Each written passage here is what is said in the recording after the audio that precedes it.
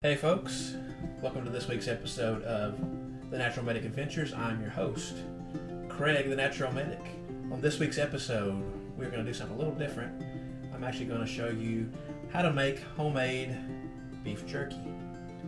You're aware right now, prices are high on everything, and maybe this way will help you to control the ingredients that you have in your food, and also maybe possibly save you some money. Let's see what happens. Another shirt to show you. I showed one last week. My new shirt is called Get Lost, and it's available on Amazon. I'll put a link in the description below. Let's go ahead and get ready to cook some jerky. For those of you that follow pop culture, you might be able to see what's on this apron here. Might be a familiar show to you. What do you need for making beef jerky? We're going to make a marinade, so we're going to need a whisk. We're going to be cutting up meat. I'll show you what kind of meat exactly. Probably any knife will do, any chopping knife. This one is a Santoku knife that I've used a lot of times before. Of course, I've washed my hands. I didn't want to do that on camera, but I did wash my hands. You can also wear gloves for safety's sake. I've got a cutting board here. This one is just a bamboo cutting board. And I've got a variety of spices. Now, how you want to mix yours up might vary from mine, and that's okay. You have some base ingredients here. Your main two base ingredients for the marinade are these things right here: soy sauce and Worcestershire sauce. Hopefully I'm saying that. I've heard people say it a million different ways. But you're going to mix those up as your base for your marinade. You might have things in there like black pepper. This is just ground black pepper. Nothing fancy there. A little garlic powder, a little bit of, this is from Trader Joe's. It's called South African Smoke, like an African barbecue flavor. Got some honey, just regular honey, some ground paprika, and some ground cayenne pepper. I'm going to combine in this bowl here in just a minute. But let's take a look at the meat. So the meat that I have is from my local Kroger, and it is Nolan Ryan brand. Doesn't have to be that brand, but this is a skirt steak that's Angus, and we're going to cut that up into small strips. I'll show you that here in just a little bit. So let's make our marinade. I've already poured up some soy and Worcestershire sauce. That's already ready to go. If I need more, I'll just pour some out of these new bottles. That's why I went ahead and got some extra bottles. Let's go ahead and get our bowl over here.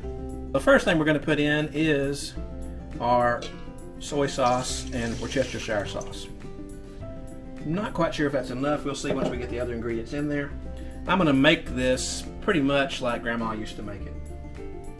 That is, I'm not really going to measure. I'm just going to put amounts I think would be okay. That's the cayenne pepper, paprika. Come back to the honey in a minute. This South African smoke is pretty potent, so we're not going to put a whole lot in there. Honey we'll put in a little bit later. Garlic powder and a little bit of just regular old ground black pepper. Okay. Lastly, we're going to put a little bit honey into our deal.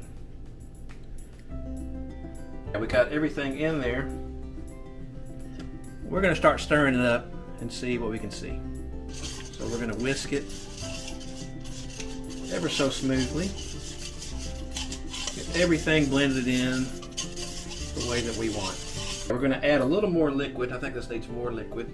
We're going to add about the same amount Worcestershire sauce. All right, some more Worcestershire sauce. So that's probably good there. And next we're going to add a little more soy. One thing to think about is with a cheaper cut of meat, you're going to have a lot of fat to remove. The fat is important to remove because that's the part that's going to go bad.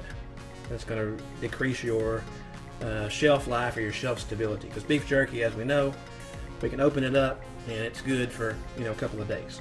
We want to cut this so that we can get a small strip of this meat. It has some more fat in it than I would like, but it's going to have to work. We'll probably trim it up again. But I'm not going to make you watch me cut all of this meat. But just to get an idea, this is what you're going to have to do. You're going to cut small strips of your meat. Any excess fat on there, I'm not going to show you right now on camera. Any excess fat on there, I'm going to trim off and remove. Because as I said, that's going to affect your shelf life.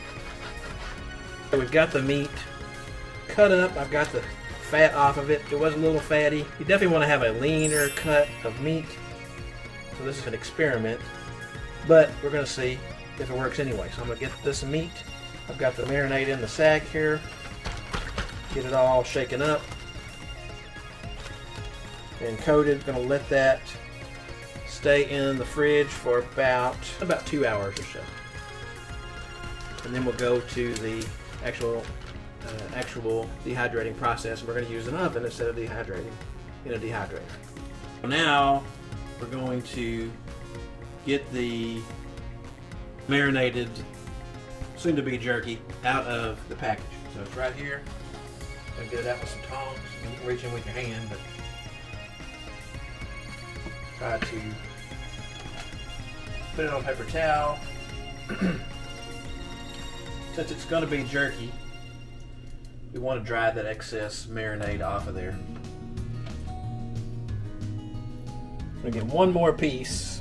That's probably going to be enough for right now. Then I'm going to take up another piece of paper towel and blot the top of it off. Okay, so just take a paper towel and blot it off. Get that excess off of there. I'm going to lay that there. Then I'm going to go ahead and take my meat here, laying it on this tray. You don't have to use an elevated tray, but it's definitely going to help. You won't have to turn over the meat. We've got our cuts of meat here. I think going across the deal is going to be better, because otherwise some of these pieces might fall in between. But we're going to arrange those on there and make sure they're dry. And then we're going to put them in. Then we're going to put them in the oven. The oven is set for 175. The lowest it will go down is 170. As far as temperatures go, I've seen between 160 to 180. You want to keep it in there for 4 hours. I'm going to put this in for about 4 hours. There it is. I'll check on it for about every hour or so. Oh wow. Took a long time to get there, but this has been cooking for about 4 hours approximately, and it looks pretty dry. It looks like jerky, and I'm going to give it a little taste. Here we go. Looks pretty good. It's got a good flavor. I approve.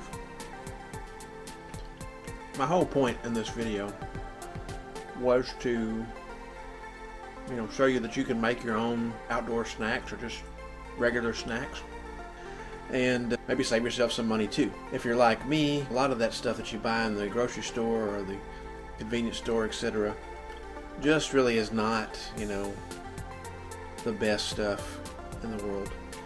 Hopefully with this video I gave you some basic instruction and some courage to make some on your own, or at least give it a good try. Don't take my word for it. Make your own. Make the recipe your own, and enjoy yourself while you're doing it. Please tell me in the comments below if you've ever made something like this before, or something similar.